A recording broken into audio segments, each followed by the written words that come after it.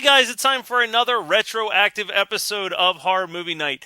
After a lot of discussion between the three of us, we figured the best episode to put out at this time is probably the most S-holish and awful of all the episodes we've ever done.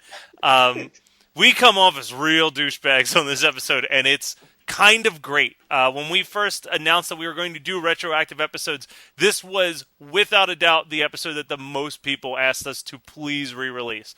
So we wanted to go through a couple of the reasons why this is such a popular episode, apparently amongst our fans, but definitely amongst us. For me, this movie, when I was listening back to it, I feel like I hate this movie so much more. I feel like if you listen to the episode, I go from the beginning being like, yeah, I felt kind of nothing about this movie, but I definitely don't ever want to watch it again, to like by the end being like, yeah, you know what? Fuck this movie. Like, that was everyone feeding off my negative energy. I was so fucking mad and like, oh yeah, I was not happy at all about this. But I believe that I made a lot of good points, and hopefully I'll make more people hate this movie because it deserves it. I actually feel like pings of anger, and like I feel myself lose respect for certain people when people that I respect talk about how much they love this movie, because I'm just like, how? How do you love this movie? It's so sweet. Yep, it's well, as a romantic comedy, I guess it works, but as a horror movie, no, I've simmered down about this movie, but we should have gave me how long ago did we record that episode? Like 6 months? We should have gave me 6 months to cool down about this before we got a guest on for me to berate and yell at them for 50 minutes. I'm trying to remember how you described the movie to me before I'd even watched it, because you were the one that watched it first, and like you were. So to show a little bit of the wizard behind this one, like literally a week or two before this, we had done an episode on The Lost, Jack Ketchum's The Lost, and Adam didn't watch it, but I think he was still on the episode, and Scott and I were like, oh, it was so bad, like none of the characters are likable, blah blah blah blah blah, and then we get the message from Adam that's just like, guys, I still haven't watched Jack Ketchum's The Lost, but like if that movie bothered you, you're like really in for some shit on this next one. And like you described it as like, oh, it was super profane how I described it. Yeah, like it was like it's like if AIDS, I think you said if AIDS and incest had a baby and it was retarded. Like I think that's like or like something along those lines. Like it was such a cruel but yet weirdly accurate description of what the movie was. Well, that's kind of what that movie is. It's like an AIDS-induced horror movie. Like it all stems from somebody contracting HIV, which is a weird way to start your movie. But like the thing I remember most is like Aubrie was our guest, and Aubrie knows how much we love this episode because she's heard us talk about it a lot, and she was a good sport on the episode, but she was attempting to defend the characters in the movie, and there was just no defense of these characters at all. They were all like malicious, shitty people, and yeah, I think that's what I remember the most about it. Was like, I really broke it down, and I was like, no, you're wrong. Here's why everybody sucks. Well, and here's the side thing, too.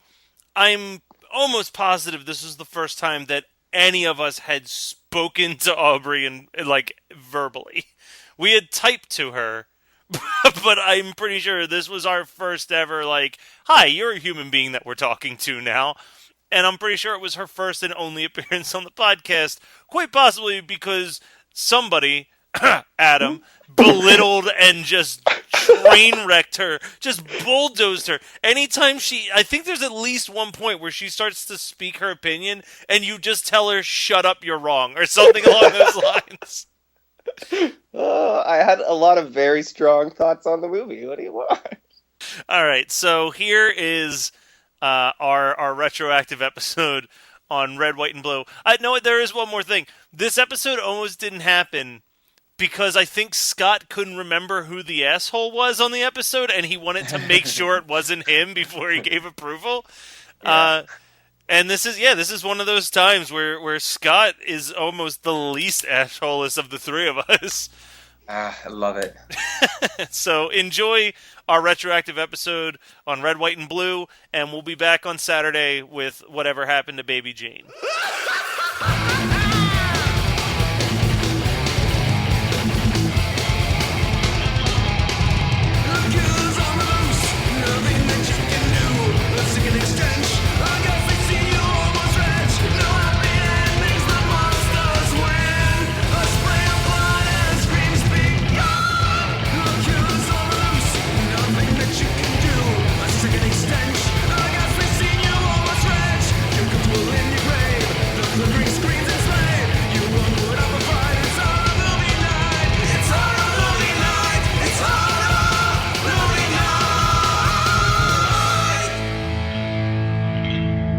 Once again, I am joined by my frequent co-host, Scott Ichabod Guitar.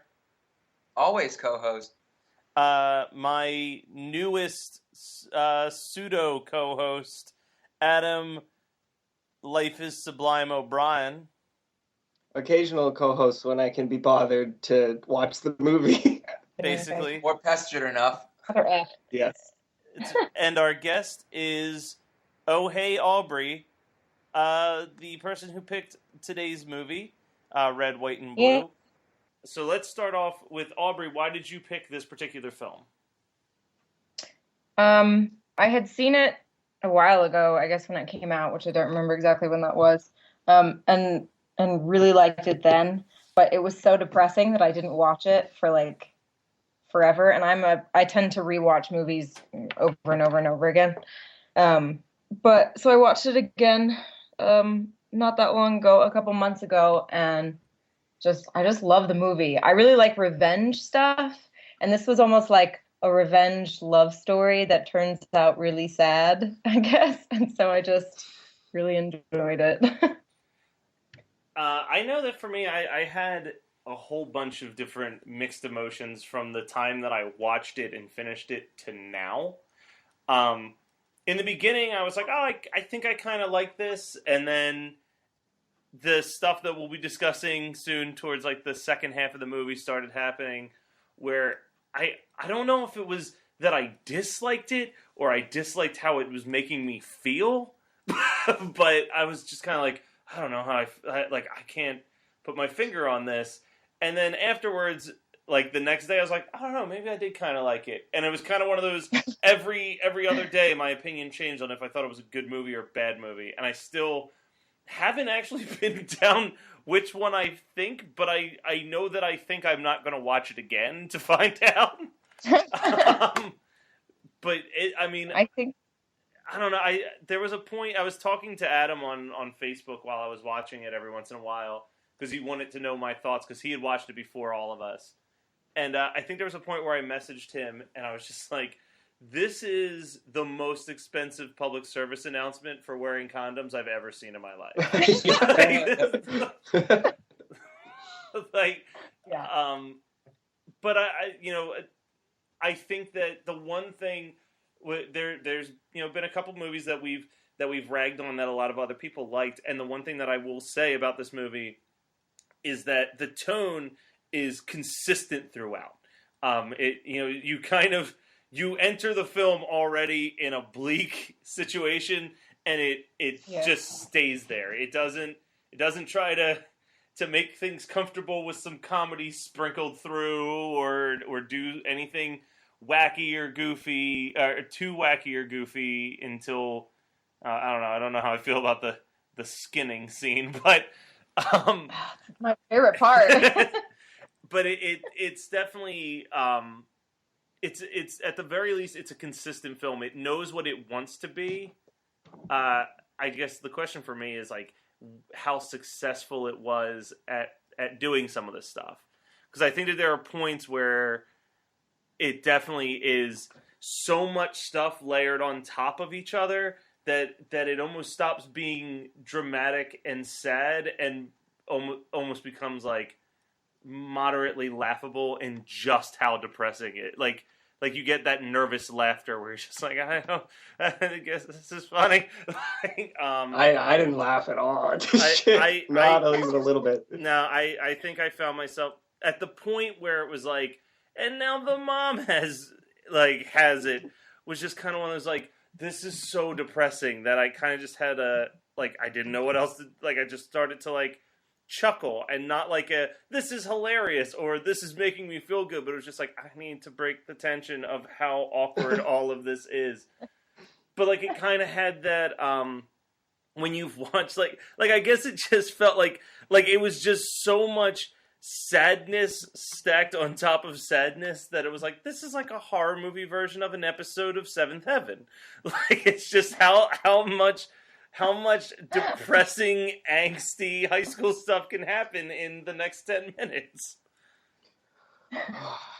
Okay, I'm gonna jump in here. All right, go, Adam. And I'm tagging you in. Okay. Aubrie, I want to really, right off the bat, you said that you love this movie, and you obviously like it. I mean, absolutely no insult to you, and I hope that I don't upset you with this. I fucking hated this movie. I hated it so much. And I mean, I'm looking at IMDb and Rotten Tomatoes, and they're all, the majority are positive reviews. I know that I'm in the minority here, but I hated this movie so friggin' much. I was furious when I was done watching this movie. I was so angry, and I'm happy that I watched it 5 days ago as opposed to right before this podcast, because I was just livid when I was done watching this movie. I hate everyone. I hate all the characters. They're all terrible, shitty people. I feel sympathy for absolutely no one except for that guy's mom, who immediately turns around and dies 5 minutes later.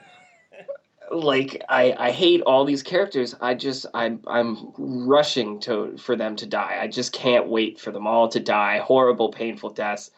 The main chick included, who's just a terrible piece of shit, who knowingly gave many people HIV and just didn't care.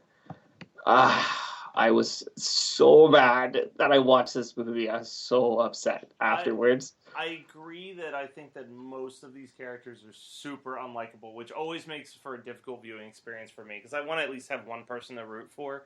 One of the people that I actually felt sympathy for, and it was probably the most difficult scene in the movie for me to watch because it was one of the few characters I felt sympathy for, was when crazy redneck guy had everyone tied up, and he basically gave that girl the option to be set free or die with her family, and she was like, I want to die with my family. And even he was kind of like, I didn't anticipate that answer. So that was the one character where I'm like, oh, well, there's some shining glimmer of hope in this film, that there's one character that has some ounce of goodness in them. Too bad they're just used as a prop for someone's insanity in the movie. But it on the plot, because Scott and I like to always try to have what we call review sandwich of good and bad. And I know that Adam can agree with me on this. The soundtrack in this movie is awesome. That's the only thing I like about it. The one and only thing I like is the soundtrack. I want to live in this town where everywhere you go, punk and rockabilly music is playing at every restaurant and bar. No matter where you are, punk and rockabilly music all the time. I think we should give Aubrie a chance to, because I don't want it to sound like we're just steamrolling her. So I definitely want Aubrie to have a chance to respond to things as well. Wait, so before she responds, can I rag on the movie first? Or should I let her? do we want to let her get some word in before I take a shit on the film too? Well, she might be able to refute some of the things that you're about to say. No, I want her to try to refute some of the things, because I mean, I think that in order of like and dislike, it kind of goes from dislike to like Adam, Scott, me, and then Aubrie. So I want Aubrie to actually because she might be able to convince me to rewatch it, because I'm still on the fence on if I liked or disliked this movie. So I'm willing to keep an open mind. So go ahead, Aubrey. Please refute some of the things that we've said, because I don't want this to sound like just a beating. You don't want it to sound like the podcast version of what happened in your film. Yep. Yeah. So mostly there's the fact that you guys just pretty much hate everybody or find no one to have any redeeming qualities, but I see it in almost everybody. So like the main guy, Nate, like loves her. He's actually kind of sweet in this sort of creepy, weird, antisocial way. And I love that he kills all those people for her in the end. I think it's really sweet. That is the most dysfunctional thing that has ever been said.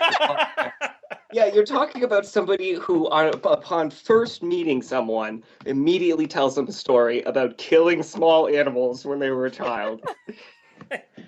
Yeah, but maybe he had a bad childhood. And obviously, like, the main character, Erica, obviously, like, she's had a really screwed up life. And so, yeah, she's going around giving everybody AIDS, which makes you want to hate her. But you also feel kind of bad for her, because what kind of screwed up person do you have to be to, like, go around and spread this disease to random people?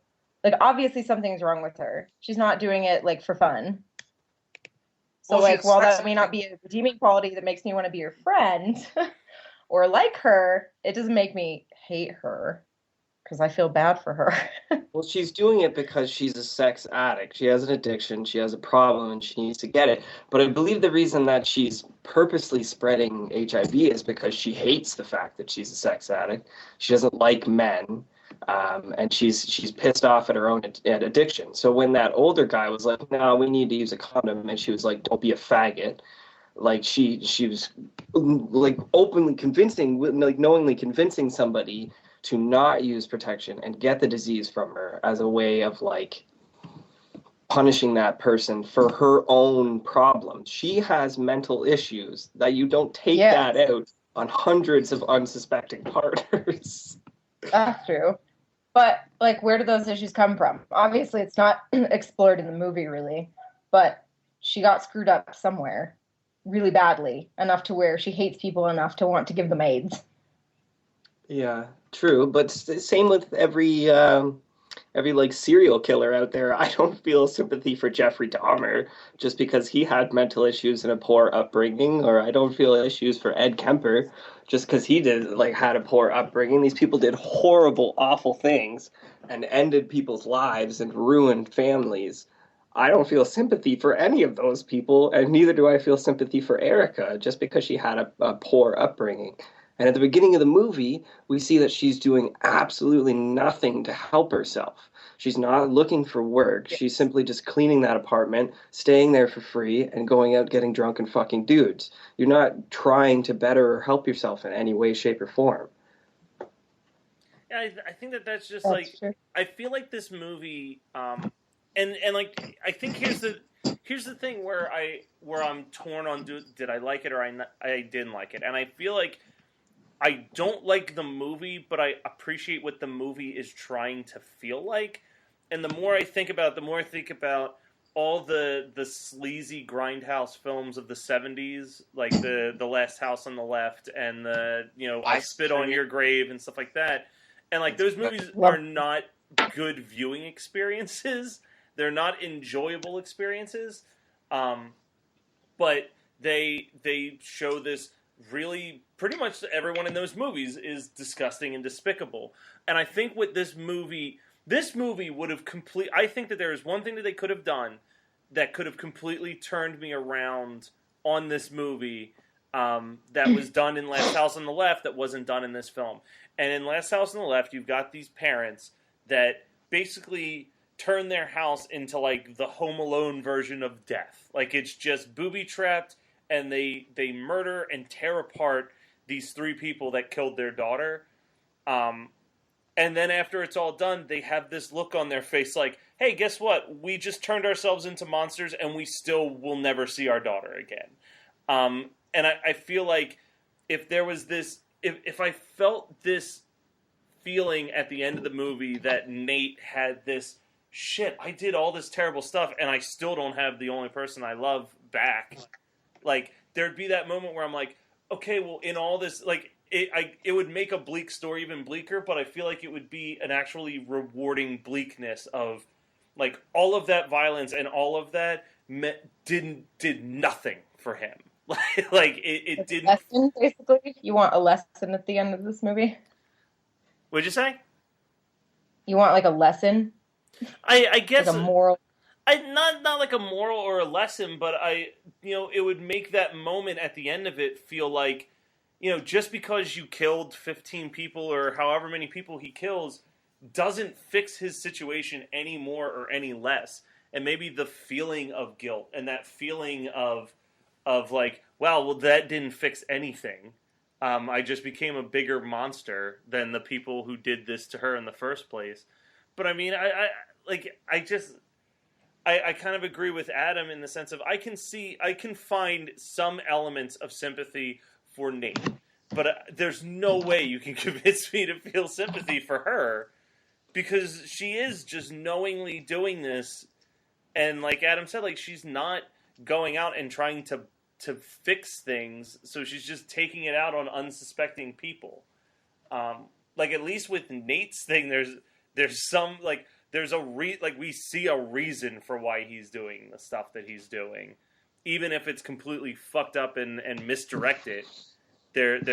We actually know the motivation behind it, whereas like the motivation behind her, as far as we as an audience see, is just like, oh well, she's just a terrible human being.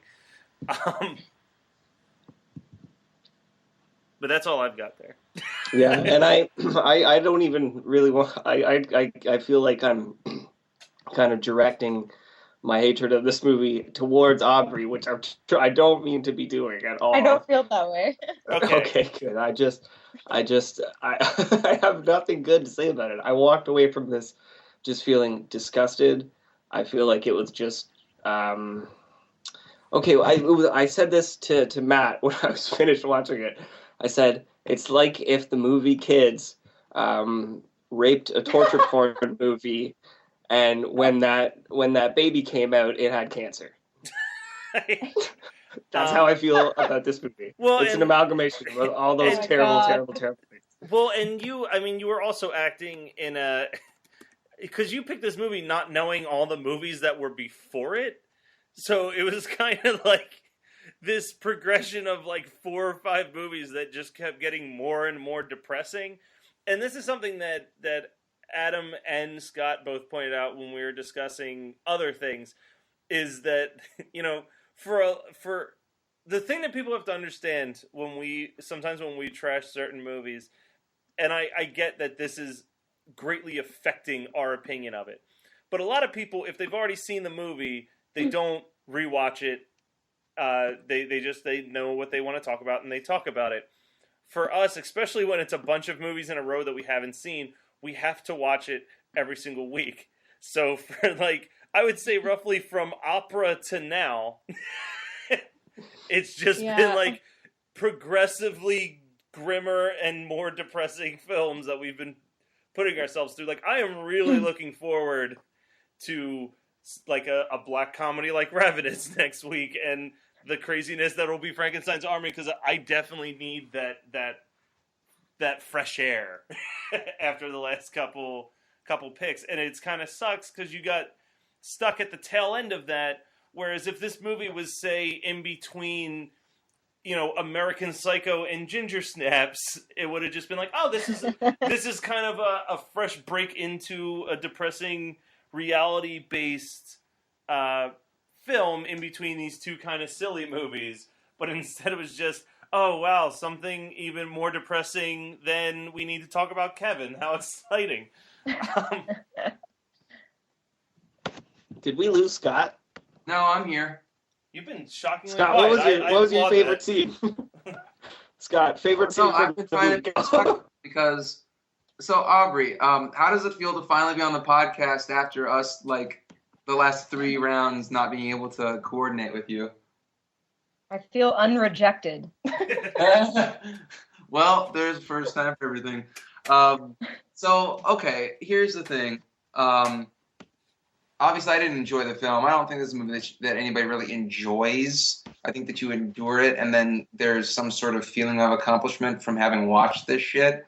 But I really, like, I just felt like, I've seen a lot of awful things on film, and I know that they're not real, but it just kind of puts you in a dark place. And I watched the remake of I Spit on Your Grave, which has still set the bar as far as fucked up exploitation slash revenge films go. It's way worse than the original, and way worse than the original Last House on the Left. So, I mean, this movie pales in comparison to that, because at least in a decent revenge film, you have somebody that you're kind of rooting for.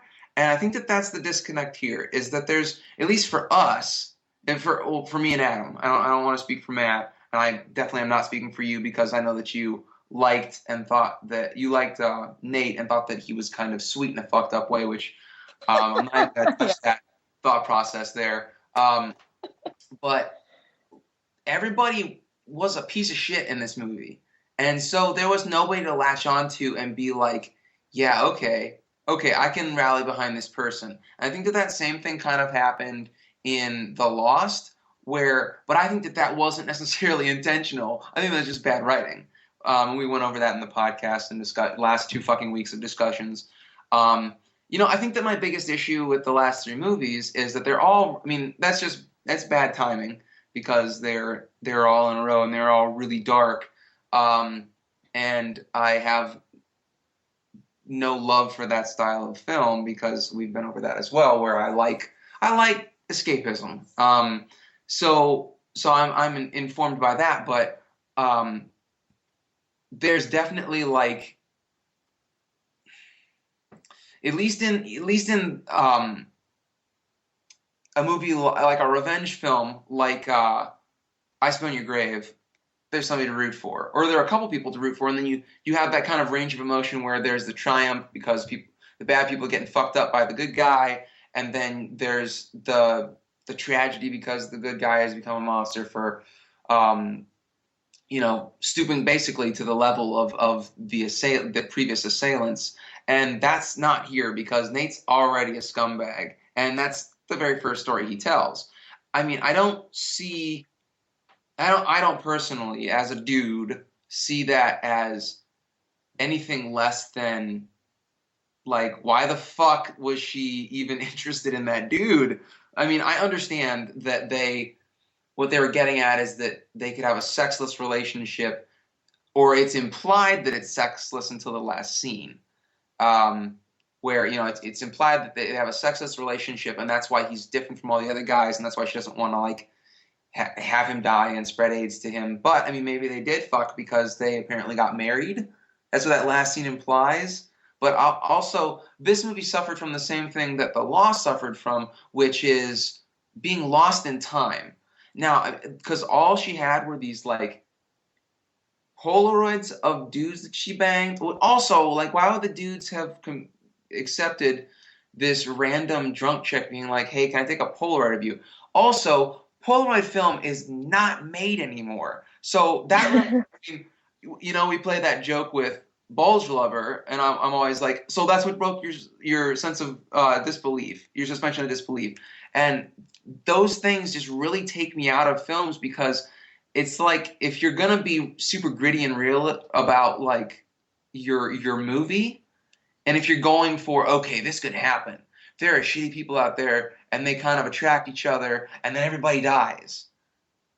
Get your facts straight. Like, Polaroids aren't made anymore. You're not going to be able to find a 70s prom outfit to go get married in a chapel in Vegas. You're not, I mean, See, I'll defend the chapel strictly because like I said, I imagine that is they more went and bought stuff at a thrift store. I know. No. I never said they bought suits at a thrift store.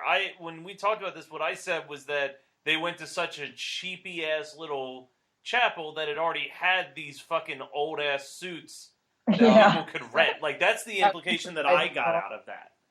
Okay, see that I guess I can accept that, but I just found everything that was supposed to hit being really hollow, because I didn't care about anybody. And so at the end, that felt really cheap, like, okay, so that's supposed to be the little surprise jab at the end. I don't doesn't do anything for me. If they removed Nate's story and they made Nate just this normal nice guy And he snapped.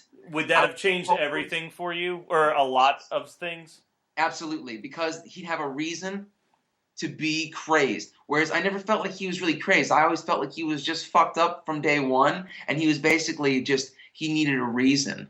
And so it was almost like if you watch this movie again and thinking about the reason, like if you think, why was he attracted to the girl, Erica, I guess, maybe he was looking for a girl that was so fucked up that when she continued to fuck up royally, he could go and have like a rampage. I don't know. I'm just trying to make some sort of excuse for the character because I don't know. It didn't do it for me. I've seen it done better. I've also seen it enough that I really don't want to see it anymore. Like Aubrie, have you watched the I Spit on Your Grave remake? Yeah, I have. What were your thoughts on it? It's been a while since I watched it, but I liked it. I remember it's been quite a while. But you're also talking, I liked it more than the original. I was gonna say she's been very open that she likes revenge films, though. So I think that's I mean, like I'm someone who doesn't like revenge films that much. So I'm sure my opinion of the movie will be different than Aubrey's opinion of it as well. Last House on the Left is one of my favorite revenge films. The original? No, the new one. I like the original one too, but I like the new one. I don't know. I just really like the parents. Like I find them very believable, and like it's a different. Like how often really are parents doing? How often are parents involved at all in horror movies? You know what I mean? It's usually like a group of teenagers or whatever, or like a whole family that's terrorized or something like that, and the parents usually die. But in that case, the parents took like a really excellent revenge for their kid, which I really liked.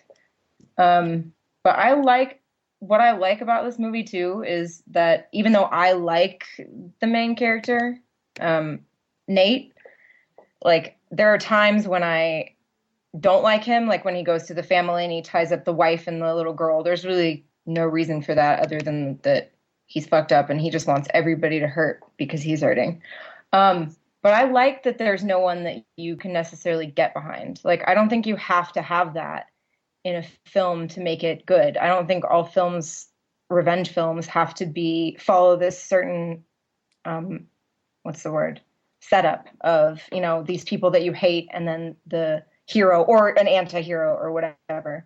But I like that everybody's like fucked up and has their own story and you kind of hate everybody, but then you're kind of rooting for him because, they killed his girl or whatever.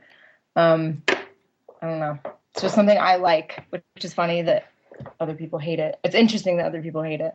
Aubrie, you were definitely... You're talking the only 3 people in Horror Club and probably the only 3 guys on Reddit who don't love the fucked up shit that this movie does. Yeah, I mean, I am not looking. It got good reviews on all the review sites. No, absolutely. Right. I'm not looking forward to waking up Monday morning for yet another barrage of messages about how Scott and I are grouchy old assholes. Hey, I'll be right there with you. Okay, I have 2 things though. 2 things. All right, so I a couple rounds back, I chose I Saw the Devil, which again is a revenge flick, and which in no way really follows that traditional blueprint of revenge flicks. By the end of the movie, you're kind of feeling sympathy for the serial killer from the beginning of the movie. At least some people are. I know a lot of people. Korean one or Japanese or something? The Korean one. The Korean one. Okay. With the dude from Old. Yeah. Yeah. You picked that? What's that? You picked that, right? I picked that, yeah. Fuck you. Yeah, in your face. Oh, suck it, Scott. Suck it hard. Okay. But the reason that I feel that one works is because at least the cop and his wife start out as innocents. Erica in this movie does not start out as innocent. Nate in this movie does not start out as innocent. So when Erica dies, you're almost like, okay, good. These guys probably just saved another couple dozen people from getting infected with HIV. They did a service. And when Nate comes to kill these guys, you don't really give a fuck about them either because they just killed a girl simply because she contracted them with HIV. So nobody is innocent in this situation, and the reason that I don't really feel anything for Nate is because the first interaction that we have with Nate, he immediately jumps into his story about I'm pretty much a serial killer. This is what I did when I was a kid. I killed small animals. So he's not innocent either. Nobody in this movie is innocent. Well, and I think I guess one of the things that Adam's pointing out, and it's starting to click in my head too, is it takes away.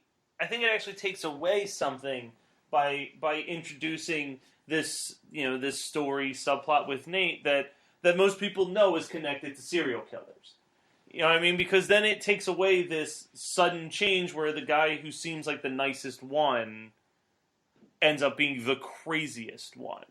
But he is the nicest one because he doesn't want to fuck her. Yeah, but that's what I mean. But like, if you removed him telling that story, then it's a more shocking turn of events versus like most people who hear that story know enough about signs of someone being a serial killer to sit there and kind of go like, this guy's gonna turn. Like, okay, and That's a good point. Okay, go ahead. No, I'm just agreeing. That's a good point. Yeah. You say that. The second thing that I was wondering about is Scott brought up the book of pictures that she has, which I didn't really think about it until now, but that adds another whole entirely fucked up layer to her character. Not only is she an addict and she's punishing other people for her addictions, but she's literally keeping a notebook of evidence about it and looking over it with a sense of pride or something. Like, why the fuck is she keeping that notebook? What is she doing? So she's not only knowingly doing this, but then she's keeping evidence of it so that she can look back over her quote-unquote accomplishments later. Like, what the shit is that? She's such a horrible human being.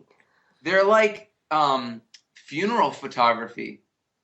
Yeah. You know, because she's like basically like, I gave those guys a death sentence.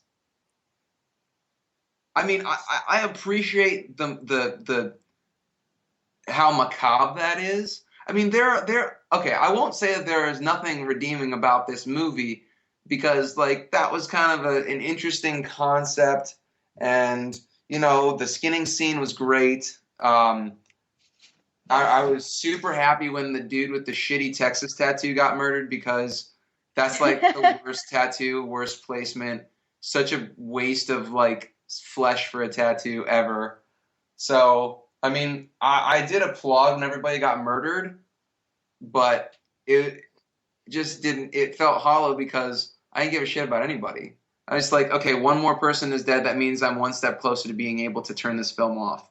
Yeah. So, you know? Okay, I have a question though.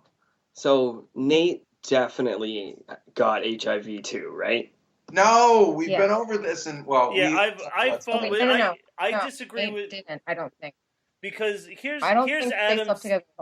Well, and Adam's theory, which I think is ludicrous, is that he got HIV because when he was skinning the guy, blood got in his mouth. And I don't think that's how HIV works. You have a very low probability of being infected from the oral route. I don't know. I'm looking at a picture on Rotten Tomatoes of him during that scene. He's got it all up in his nose. He's got it near his eyes. He's got it on his mouth. But did he put it in his dick? Did he? I don't think it's really like the point of that scene of the blood being all over. I don't think you're supposed to like gather from that he got AIDS by killing someone. I think it's more probable that he got AIDS from having sex with his then wife. Like, if he has AIDS at the end. If. Theoretically, they're not married unless it was consummated. That's all I'm saying. No, you know jack shit about marriage licenses. Yeah, because I plan to never get No, one, so that's like fine. 1790? Listen, as a guy, as the only one of the four of us who's fucking married, I'll tell you, the only thing that required of someone to get married to someone else is to have a registered official say, "I now pronounce you with the powers vested in me by the state of Ohio, you are now man and wife." That's all you have to say. So yes, The only difference with consummation is you can either get it annulled or divorced, right? What if Nate doesn't have a penis? What if that's why he's so angry? I mean, if they revealed that at the very end of the movie, that would have been such a better climax. It would have been an anticlimax. Like they did a reverse sleepaway camp.